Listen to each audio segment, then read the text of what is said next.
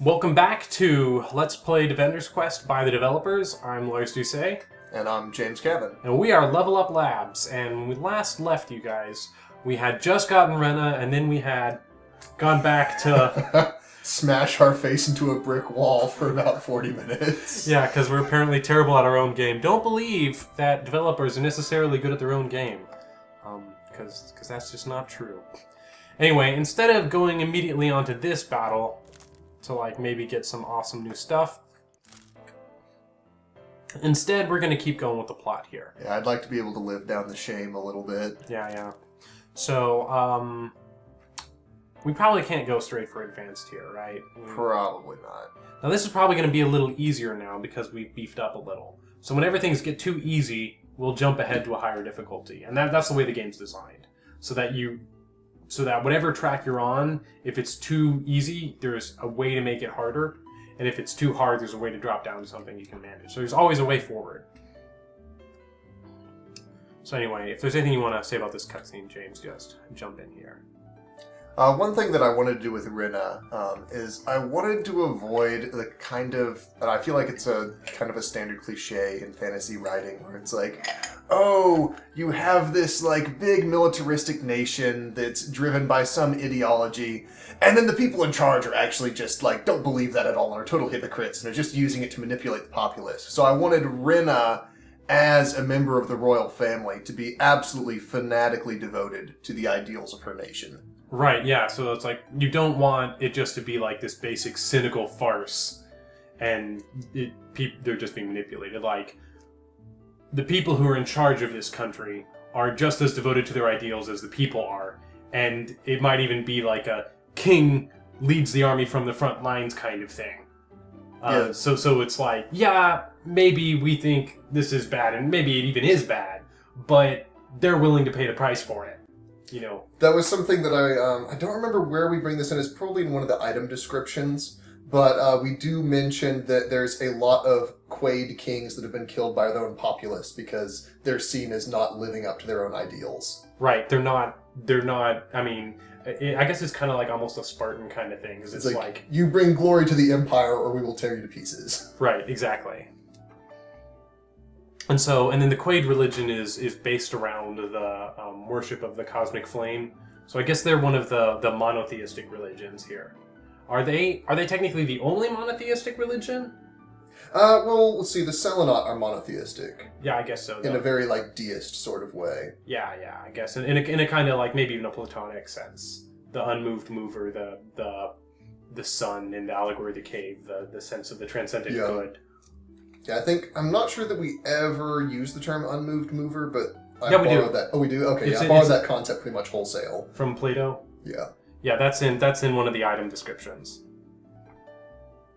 So the Quaid have a much more involved deity. Right, exactly. And one of the things I kind of liked about how you did this is that, there's obviously influences from real-world religions, but you didn't want, Selenism is Christianity or Buddhism, or, the Quaid religion is Islam or Zoroastrianism or something There's no one-to-one allegory there, Yeah, that's something that drives me crazy with fantasy stories. If you just have nothing but real-world stand-ins, why are you writing fantasy?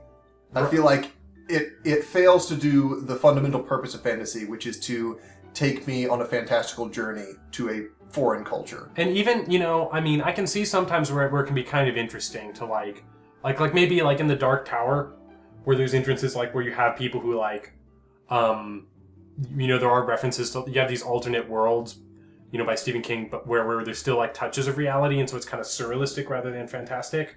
But something that does bother me is Dragon Age is a good example, where it's here is the Catholic Church, burning heretics at the stake, because apparently that's what Catholics do or whatever, and stuff like that. And I feel the fact that it's so on the nose makes it less credible to me. It's I don't read real motivations here. I read statements about some real world thing, and that's fine. I mean, no one has to it's perfectly legit to criticize stuff from the real world, but I feel it weakens both the criticism and the believability of the story itself, because it takes me out of the story. You know, you can have something that is more credible within the setting that it has, and they can therefore, by that, make a statement about something in the real world without it just being like, and then the Pope walks on stage and we throw a pie in his face because he's a jerk. The thing I absolutely hate is when people try to have fantasy stand-ins to make a statement about racism by playing on race relations between people and then orcs or goblins or elves. And it's like, guys, you can't do, like, the argument that these people were not human was the argument that people advanced in 1850. Like, that you don't solve things by making the downtrodden race non-human. Like, that justifies everything you're doing. Yeah, I mean, like, if humans ever contacted aliens, it's like, you know, there'd be conflict between us, and them not being human would just be a fact, and we would have to deal with that. But, yeah, anyway. So the idea of, like, oh, well, you know, it's this savage race that's completely different from ours. It's like, that's what we argued when we waged wars of extermination on American Indians. Like, so... yeah, that does not work nearly as well as you think it does, guys. And that's, you know, apparently there's no non-human races, I mean, I guess besides dragons, in Defender's Quest. For that reason or some other reason? In general, my approach to non-human races is that they work in fairy tales. They don't work in high fantasy unless you're Tolkien, basically. Like, I feel that... And what do you mean by high fantasy? Something that's going in a more historical direction, where it's like, we have histories, we have nations, we have conflicts. It's not like, so one day the Ash Lad walked out into the forest and he met, what's his name, Old Eric? Yeah. The Norwegian folk devil. Right. And then he cheated him at a game of cards and... Because basically what happens with high fantasy is you've mapped out the world. It's like, here's the map, here are the empires, everything is known. I feel like fantasy races work best in a world where 90% of it is unknown. Right, where there's trolls in the woods and, you know, the trolls don't have a parliament. Yeah. Or like a troll moot or something. It's like you don't know anything about them. They're just these weird things that live in the forest. Because once you start spelling out all those things, it gets harder and harder to believe that a bajillion different races of sentient creatures could exist in the same world. Right, and then honestly speaking, what tends to happen anyway is that all of the non-human races basically are humans, like, in cosplay. Yeah, that's... And then it's just like, now there's not any difference between them, and so I'm constantly assaulted by the fakeness of their differences. Yeah, that's the other thing that really drives me crazy and why I tend to avoid non-human races, is that basically... they're all going to be rehashes of elves, dwarves, and orcs. Right. No matter how you dress it up, it's like, oh, well, this is my version of elves, which is totally different, except for the pointy ears and the English accents and the being in tune with nature. And so I just feel like you're not going to get anything new as long as you're just trying to do your version of what's already established. Right. And the thing about Tolkien, what was really interesting is that, I mean, when he wrote that stuff was new. It's like elves before Tolkien were like little people who were mischievous and like braided your horse's hair and like stole stuff from your barn or like, you know, made presents for Santa Claus. You know, they weren't this like, you know, 7 foot tall, ethereal race of the people we wish we could be. Right, exactly. You know. Anyway, that was a huge segue, but it was a comfortable one. So that is why there are no elves, dwarves, or goblins in Defender's Quest. Right.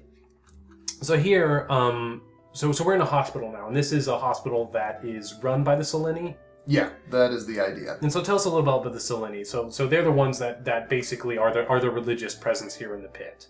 Yeah, the entire idea behind Ash religion is this kind of incredible focus on order. Mm-hmm. And the idea here is that they have a very... But we're not talking Dungeons & Dragons lawful good. No, the idea is they have a very deistic sense of religion, so that you have a god that basically set everything in motion, and then things have degenerated. Mm-hmm. So this world has fallen short of its intended design. So it's more of a sense of, instead of like the fall of man, it's more like the entropy of man. Basically, yeah. And so the idea is that by attempting to fix the machine, you will practice your place in the eternal machine that you're all going to go to when you die. So this is essentially your test run. So it's kind of like, I mean, I guess there's like a little hint of Confucianism in there, like there's this huge system and you've got a place in it and you owe your kind of deference to it or something like that. Yeah, I wanted to avoid making this like, oh, so this is the palatable philosophy and everyone else is horrible and terrible and eats babies. So actually, like, the downside to this is that it's sort of like chain of order really reinforces whatever specific social structure you've been born into. So it's like, oh, I'm sorry, do you run around in the muck and plant turnips all day? Well, the important thing is that you become the best turnip planter you can, and don't buck the trend. Right. You know, it's like, so like the dark side of that is that it can basically be like a caste system. Yeah, it just reinforces everything, all the social orders that are already in place. Right. And then, which doesn't necessarily mean that like everyone in this religion is like cynical and exploitative of that, but, you know, like you can have principled people like Bacall who stand up for what, you know, something we as moderns could sympathize with, but at the same time, you know, there's definitely going to be people like the king and the aristocrats who are going to be like, well, I was born into this rank, and I'm going to be the best exploiter of peasants that I can be.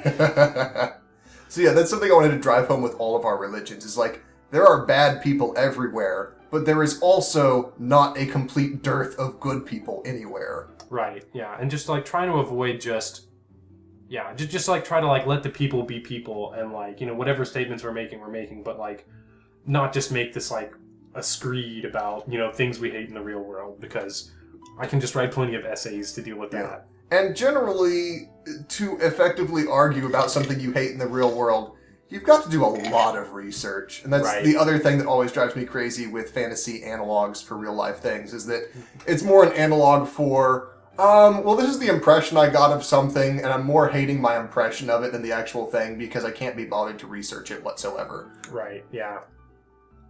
And so, yeah, and then it also, like, giving ourselves a little distance gives us a little, like, more room to be kind of, like, free with things and, like, make our statements about them without, like, you know, just touching too much on real-world stuff. Anyway. There's our screen shake. Yes. Our glorious screen shake. flixg.quake, I believe, is the function. So anyway, so this is actually a female monastery, I believe. So, like, we've got nuns here in the background. Yeah. And I think so in terms of costume design, like the Seleni basically take their influences from, I guess, like Eastern Orthodox vestments, especially for the nuns here. And what other influences? Is there kind of like an Asian influence too? Yeah, a little bit. You'll notice a lot of what's driving it is Eastern Orthodox monks and priest garments, because I was actually super familiar with that. And then a little bit of Asian thrown in. In general... Like I wanted to, like, I got the feeling like you wanted to avoid them being like, oh, they're the Kung Fu Buddhists. Yeah. Which is still how they're kind of animated because it looks super badass. Yeah. And it's like, what else are you going to do? He's going to, like, crack a book and read a little bit, so... Yeah, he's not going to, like, give a little blessing. No, he's going to spin that little stick, and then he's going to, like, jump and stuff. Yeah, okay, cool. You'll notice the little insignia on his chest is my super stripped down attempt at a fountain icon. Cool. So the idea is that for the Seleni religion, water is seen as kind of the ultimate typification of your end goal. Water is something that acts exactly how it should in any given situation. Right. So through the hydrologic cycle, it will be solid, it will be liquid, it will be gas. Right, and then it fulfills so many purposes in regulating life, regulating temperature, things like that. That makes sense. And I wanted to not be, like, super obtuse with that, so it's not like, oh, there's the water religion and the fire religion. They hate each other because it's water and fire.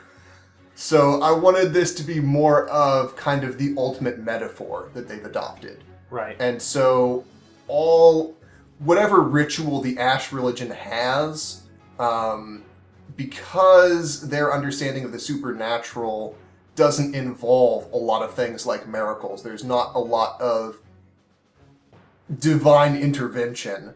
Right. So their ritual is more a play to remind yourself of what you're supposed to be doing. So it's like, I'm going through these ritual steps, and each step reminds me of what I should be, rather than the idea that, like, well, by doing this, I'm actually bargaining with a deity that's going to give me things. Right.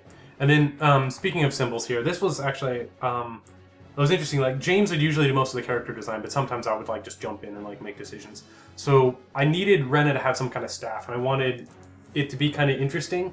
And so, like, I figured, I knew from her backstory that, the Quaid worship fire, basically. And so I wanted her staff to kind of be, like, an abstract symbol that, like, represented fire. That maybe they had, like, kind of, like the Chinese or Japanese. They started with, like, a kind of hieroglyphic language that became pictograms and then ideograms, like the Asian characters. And so I thought of the idea of a fire symbol that eventually became reduced to something that you could draw or carve into wood or draw with ink, rather than just like a fire thing. And I thought of that. And so I thought this kind of, and also something that I could draw with pixels. Yeah, that's actually why it's all right angles. That was based entirely off the in-game sprite. Yeah. It was something that I could draw with pixels as well at low resolutions.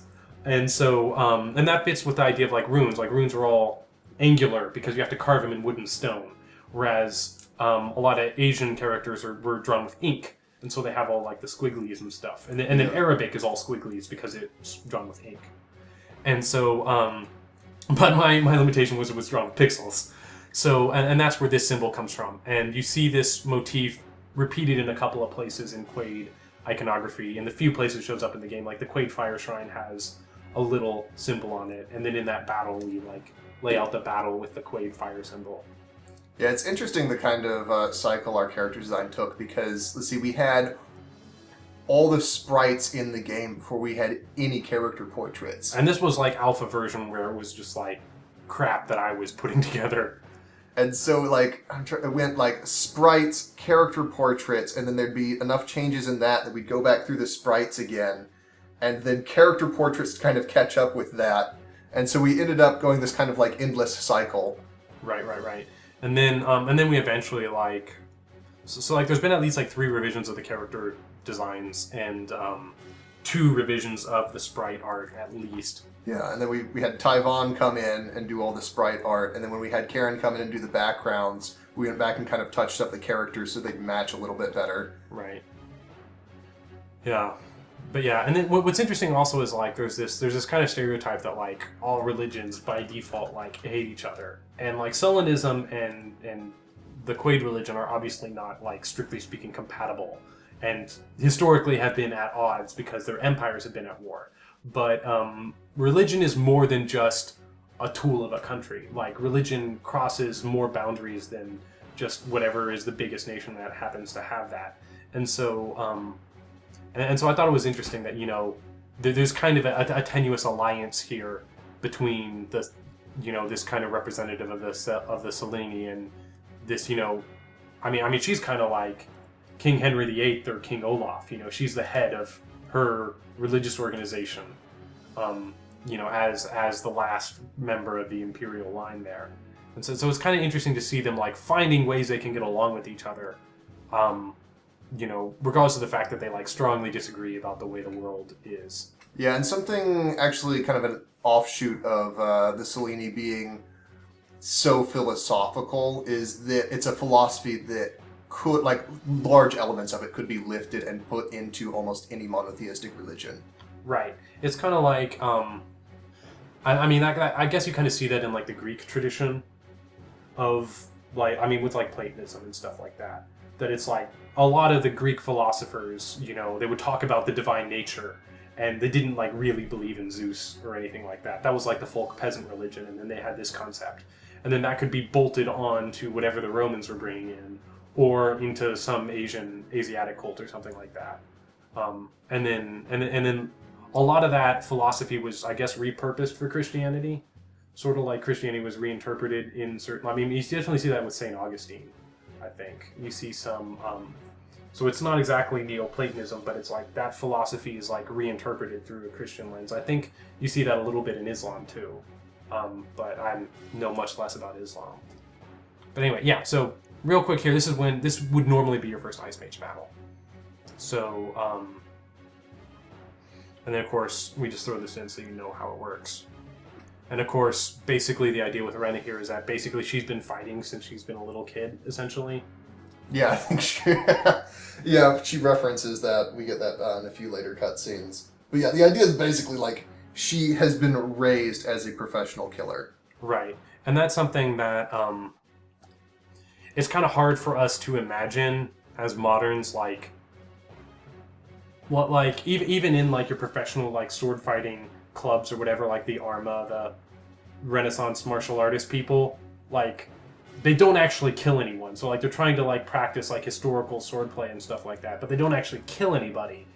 Whereas in olden times, you know, you actually would occasionally do that. You know, like cops, you know, there's a difference between like practicing for target practice and then eventually having to kill someone in the field, or soldiers for that matter. And so we've kind of lost that tradition, at least with bladed weapons. We certainly still practice it with guns, and so it's kind of hard to relate to that psychology of a person who actually like has been chopping people up since they were 12 or younger. Yeah. This battle actually kind of is a little bit of a trick because you really feel like you want to put her here, and the Ice Mages and the battles have been rebalanced so many times that I'm pretty sure that's not the optimal strategy anymore. Not whatsoever. Yeah, and so many people are like, this is the first level, I get the Ice Mage, I should put her here. And that was the way I originally planned it. But I'm a jerk and I never fixed this level. So I think the optimal strategy is to put her somewhere like here. Maybe she could get multiple lane coverage. Right, like I mean, this would be awesome if you were only dealing with blue, especially because it's such a short path. But yeah, that's where you want her to go. Yep. I'm going to go ahead and just assume that I wasn't super evil, and that Ice Mage being key to the strategy for them winning this level. We certainly learned that that wasn't quite the case yet with the old one. Anyway. That might be an optimal place for a ranger, come to think of it. Look. It does get her, like, complete end coverage. Complete end coverage, and then cover all 3 lanes. I mean, she doesn't get much coverage of the short path. You're probably going to want to plunk down some healers. Right, well, I don't see any attackers coming on blue yet. True. So that's not a bad spot for her to go.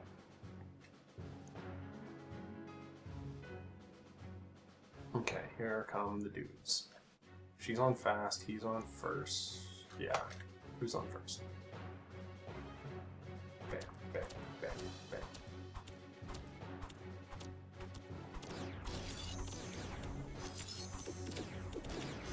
Alright, there we go.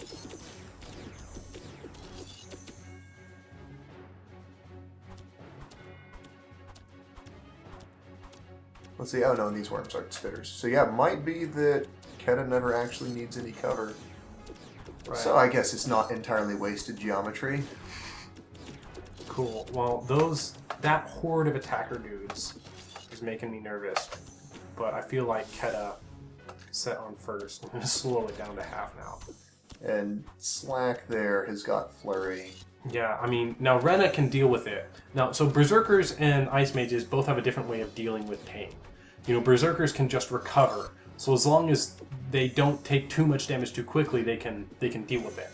And then Ice Mages, of course, can just have good armor. Especially her, with her super amazing Glory of War armor. I mean, she's basically going to be invincible to anything that doesn't do more than 18 damage.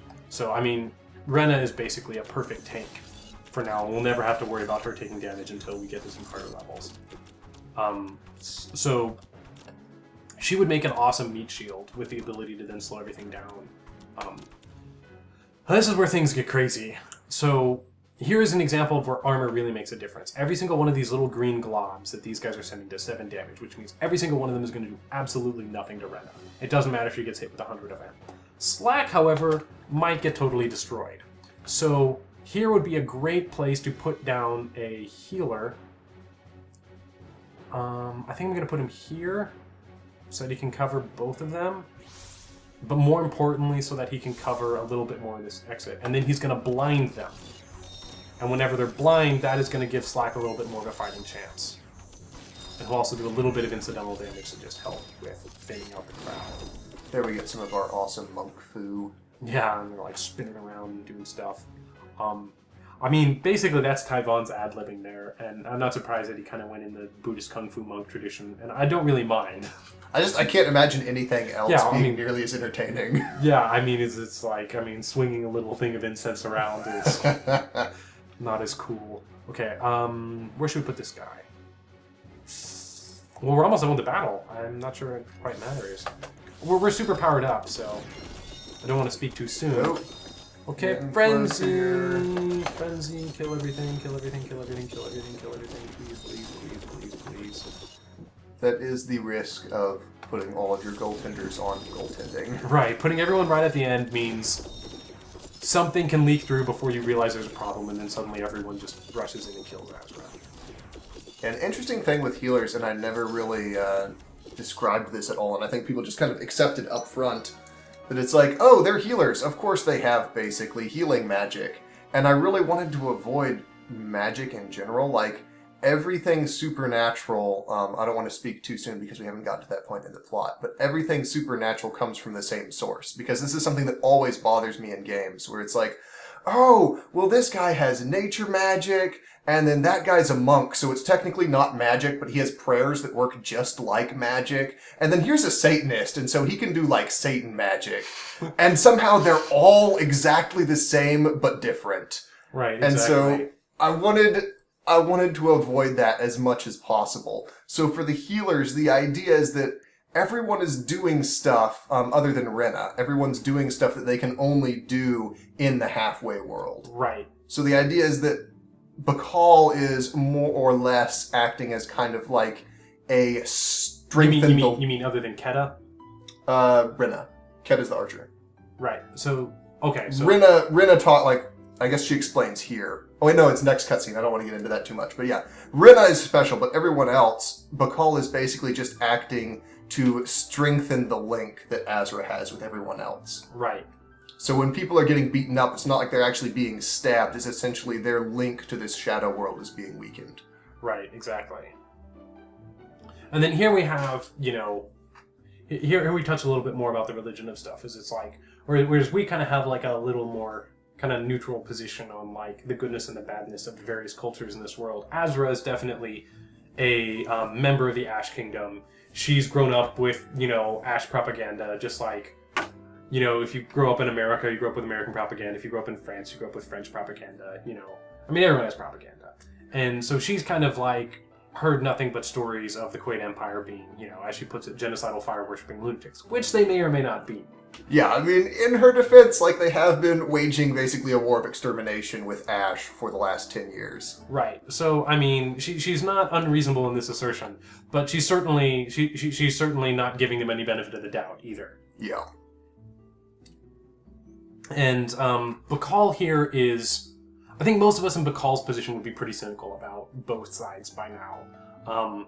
And I think he's not exactly... He's no diehard Ash loyalist. But it's kind of interesting, like basically like his exposure to a lot of the horrors of the pit and the war has kind of like strengthened his resolve in Selenism, even if that's pushed him further away from loyalty to Ash, which sometimes happens. And we'll get more about that later, and when we learn various things about how he got this scar and what this bandage is about and things like that. And another thing actually is that Bacall knows a lot more than he's letting on. And we actually had a problem, like, we were going to have this big reveal where he, like, dumps, like, a bunch of stuff later on, and we realized that if he holds that in too long, then it ruins his character, because basically he's keeping secrets from Azra and leading her into this dangerous position. So we had to, like, change the story a bit so that he tells her a lot more stuff up front. And then when he doesn't tell her stuff, it's because he actually doesn't know as much as we initially had him know. And we'll get into that when we get to his cutscenes. But here we actually have a little quick exchange with Rena after Azra's just been bashing her behind her back. And Rena takes it in her interesting stride.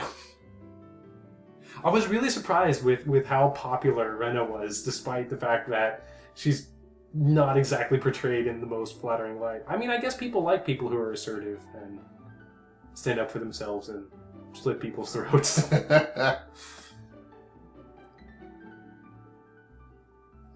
Also, you gave her a lot of the jokes.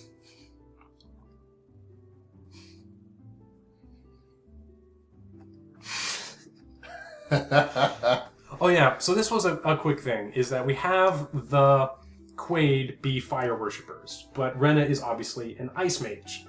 And so that was actually really confusing for a lot of people. And so this cutscene specifically addresses that. If you have something to say about that, that'd be cool. Yeah, not too much. Basically, the problem we ran into with this is we didn't really, and I think at one point we used to, and we just trimmed it down, but we didn't explicitly explain the existence of other ice mages. Right. Right, and we also didn't explain, exactly where Rena's powers had come from. And Rena was not originally blonde, decked out in blue, and have shiny blue eyes. Like, I think she originally had black hair. Yeah. And she was dressed in red. Yeah, a lot of black and red. Because the Quaid are pale and they have blonde or black hair. But kind of one of the challenges we had is that we didn't want her to just be like an ice queen, which is this just big stereotype. But the problem was that Rena originally had red hair, and she kind of had like a big red fro. The problem is, then it was kind of hard to distinguish her sprite in Battle from Slack. And so we changed her to have black hair, which then made her indistinguishable from Rena. So we had to give Rena blonde hair so that she could... Oh, Keta. You've been saying Rena and Rena. I was a little confused. Yeah, Keta and Rena. The archer used to have this big, like, red fro. And so we had to change that, and then that made us have to change Rena so that the 6 icons would look different. And then we just decided, okay, let's just give her blue armor to cement the Ice Mage thing and just deal with it. Yeah. And then, but this kind of story thing I thought was an interesting kind of wrinkle behind it, that it's like, you know, in any typical fantasy game, the people who worship fire would be shooting fireballs out of their eye sockets. But I thought it actually led to a really interesting story wrinkle, which James gets into here. You know, for the Quaid, since fire is, you know, the essence of everything that's good for them, their hell is just a frozen, dead graveyard wasteland, if I'm reading that correctly. Yeah. So the idea here is, like all the other people that have had the plague, she has the same hallucinations that Azra did. Right, and that basically the Golden Man is essentially the source of all the magical powers in the world. And is that I mean, this is a developer's playthrough, there's minor spoilers here. Is that basically like, just as he has the power to control some of the zombies by putting energy into them, when you have that hallucination, he's trying to put energy into you? Yeah, basically. And the side effect of that is that can give you magical powers? Yeah, more or less. Right.